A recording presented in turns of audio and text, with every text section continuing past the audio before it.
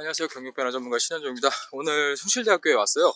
제가 오늘 여기 강의하러 온 건 아니고요. 메가스터디 손준 회장님이 벤처 중소기업센터 여기에서 앞으로 다가올 미래 관련해 갖고 강의가 있다고 해갖고 제가 좀 찾아왔습니다. 물론 신청해서 왔고요. 지금 2028 대학 입시 때문에 상당히 이 교육 관련된 컨텐츠가 지금 상당히 핫하더라고요.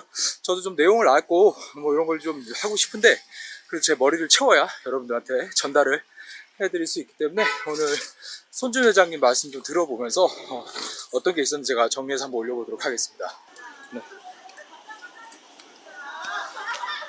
제가 숭실대학교 마지막으로 왔던 게 여기 공대 학생들 그 취업과 대학원 진학 관련해서 강의했던 게 코로나 이전에 하고 코로나 기간 또 한 번도 못 왔고요. 코로나 끝나고 처음 와봤는데 오늘 이 건물에서 어떤 강의가 있을지 학교 오랜만에 오니까 좋네요. 네. 오늘 강의를 주최하는 데는 숭실대학교 교육경영 석사과정 아마 입학 설명회 겸하는 걸 거예요. 학관노라고 학원관리 노하우 이쪽에서 하는 건데 제가 왔습니다. 네. 저출산입니다. 그래서 한국 사회는 다가올 미래에 있어서 우리가 정말 꼭 알고 가야 될 게 초저출산과 초고령화 이 두 개를 여러분들이 이해하셔야 되고 지금 하시고 있는 비즈니스의 가장 기반에 이게 깔려 있다는 걸 아셔야 됩니다. 이미 역삼각형 구조는 그 앞에서부터 다 역삼각형이잖아요. 우리가 학교 다닐 때 피라미드 인구 구조라고 배웠는데 책에도 없는 역삼각형 인구 구조가 대한민국에 나타나는 겁니다. 대한민국은 사라질 위험성에 있다. 그래서 사실은 한국의 미래를 해결하는 데 있어서 가장 중요한 문제는 인구를 어떻게 드라마틱하게 반전시켜가지고 늘어날 수는 없어요. 노수가 워낙 줄었기 때문에 그래서 아주 특별한 정책을 저는 써야 된다고 생각합니다. 갑자기 2020년 딱 되니까 27만이 되고 작년에 24만 9천, 25만이 깨졌어요. 올해는 이게 23만 3천 이런데 이제 정부 예상입니다. 2025년을 기점으로 다시 올라간다는 거예요. 24만 8천, 25만, 27만, 30만까지 늘어난다는 전제 아래 학생 수를 옆에다 해놨는데 이 학생 수를 보면 이와 함께 전 세계적으로 나타나는 디지털 트랜스포메이션 그걸 제가 약자로 그냥 DX라고 써놨습니다. 이 디지털 트랜스포메이션이 교육의 대전환을 가져올 수밖에 없고 이미 대전환이 이루어지고 있습니다.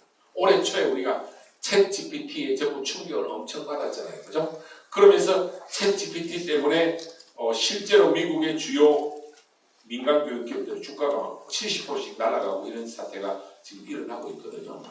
그런데 1차부터 3차 산업혁명 형태와 4차 산업혁명 본질적으로 상당히 다릅니다.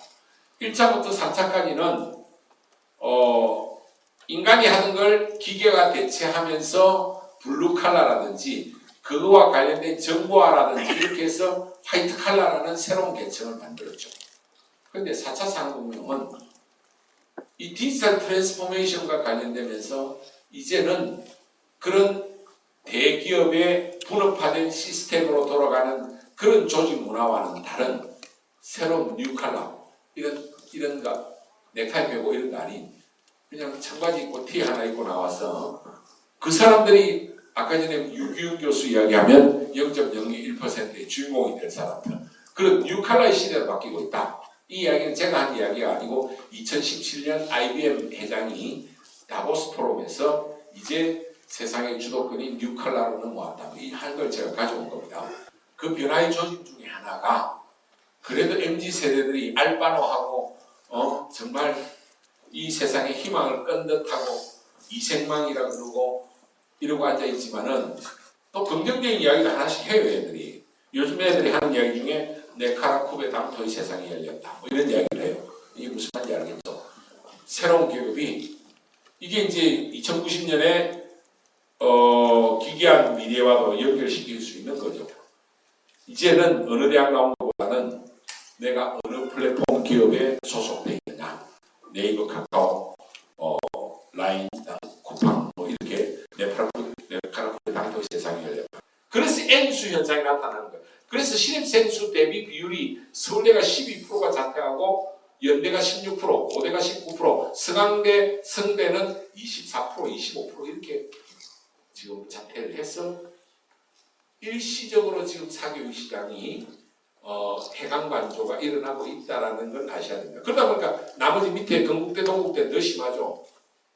이렇게 N수 현상이 저런 것에 연관되어 있다는 것을 아셔야 되고 거듭 이야기하지만은 출생 인구수가 2036학년도 7학년도부터는 심각해진다. 그래서 수도권 대학의 위기의 시점을 저는 2037학년도 8학년도 지금 5세 애들 이때쯤 되면 전체 대학의 경쟁률은 0.85대 1, 수도권 대학은 주요 30개 대학입니다. 수도권 아니고 수도권은 저보다 더 많습니다. 한 50개 이상 되는데 거기에 경쟁률이 3.14대 1이니까 수도권 대학의 미달이 올 가능성이 한 12, 13년 남았어요. 그래서 우리에게 남아있는 시간은 앞으로 10년이다.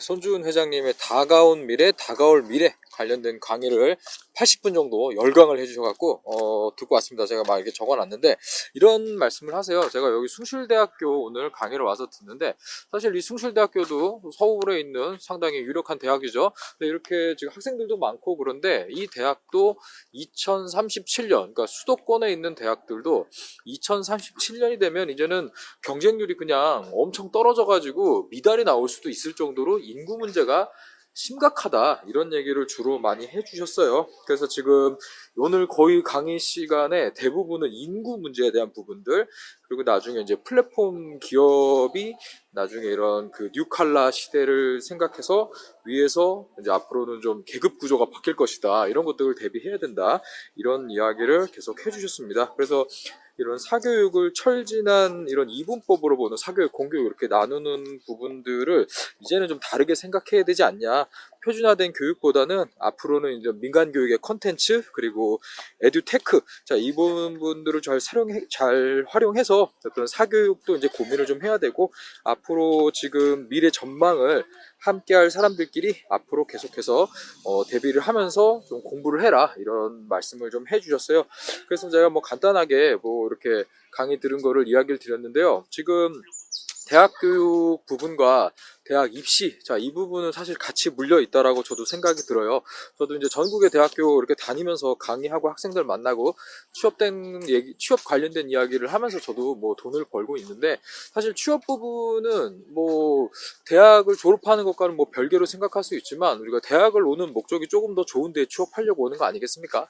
그래서 충분히 4년간 시간과 노력을 투자하는 그 시기인 만큼 나중에 이런 대학 교육 부분 뭐 사실 우리 뭐 부모님들도 그렇고 모든 젊은이들 그러니까 학생들이 가장 고민하고 하는 거 아니겠어요?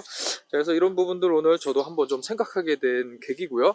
그리고 제가 숭실대학교 와서 여기 플랜카드 쭉 걸려 있는데 제가 전에 대학 다른 데 가면 그 얘기했었죠. 이렇게 대학 왔을 때 플랜카드 걸려 있는 거 보면 대충 어디서 취업하고 해서 학교 학생들 좋아하는지 볼 수 있다고 그랬죠.